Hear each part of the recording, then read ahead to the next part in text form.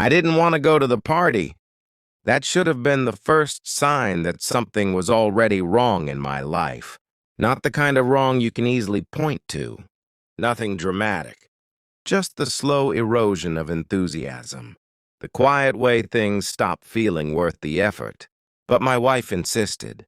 "It'll be good for us," she said while getting ready in the bedroom. "You've been working too much."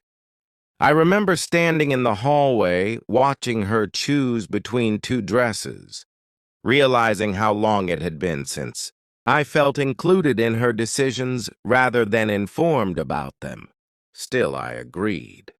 Marriage sometimes feels like a series of small compromises that keep the peace. The party was already loud when we arrived. Music, clusters of people talking too closely, glasses clinking against each other. The kind of environment where nobody pays much attention to anything for very long. At first, everything felt normal enough. She moved easily through the room, greeting people I only vaguely recognized. I stayed near the kitchen area with a drink, listening to a conversation about work that I barely cared about. That had become our pattern in social settings. She drifted outward. I remained somewhere near the edge. Nothing unusual about that, but after a while, small details began collecting in the back of my mind.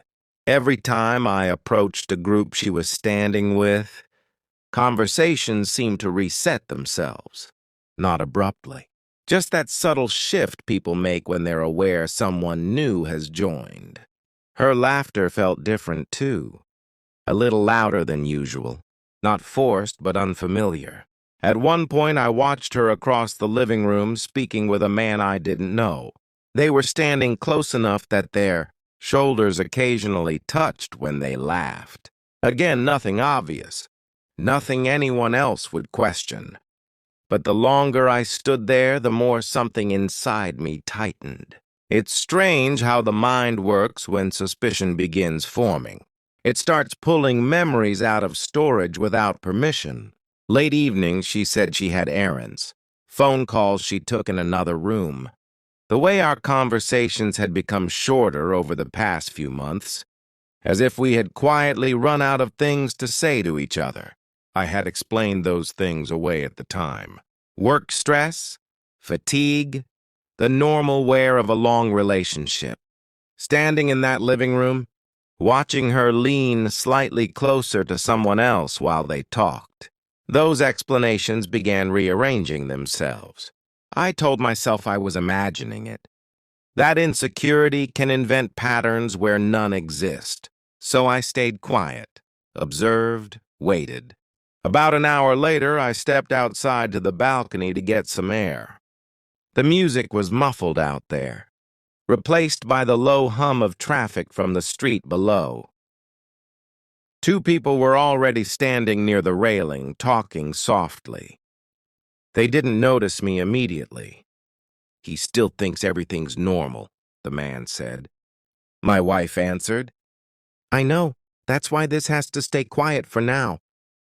There was a pause after that, long enough for the words to settle into something heavier than suspicion. I didn't interrupt them. Instead, I stepped back into the hallway before they noticed I was there. What surprised me most wasn't anger. It was how calm the realization felt. Not peaceful, just steady. Like something that had been drifting toward the surface for a long time had finally broken through. When they returned inside a few minutes later, I was standing near the kitchen again. She smiled at me the way she always did in public. Casual, practiced. "Everything okay?" she asked. "Yeah," I said. "Just needed some air." She nodded and moved toward another group of people without looking back. For the next 20 minutes, I watched the room with a different kind of clarity. Conversations, movements, glances. Once you see a pattern, it becomes difficult to unsee it. Then something shifted. Near the center of the living room, raised voices interrupted the music. A man I recognized as the building manager, he was hosting the event, had stepped between two guests. One of them was the same man from the balcony, Apparently, someone had noticed the two of them, disappearing together several times. During the evening, the manager was speaking firmly now, reminding everyone this was a private event and asking them to step outside if there was a personal dispute. The room went quiet in that uncomfortable way parties do when people suddenly remember they're being watched. My wife stood a few feet away from the argument, frozen in place. For a moment, her eyes moved across the room and landed on me. There was a flicker of something in her expression. Not guilt exactly, more like calculation. I didn't react. I simply held her gaze, letting the silence stretch long enough that she understood. Then I set my drink on the counter and walked toward the door. No confrontation, no scene.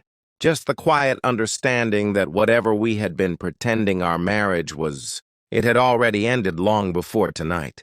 The party hadn't destroyed it. It had only revealed what was already there.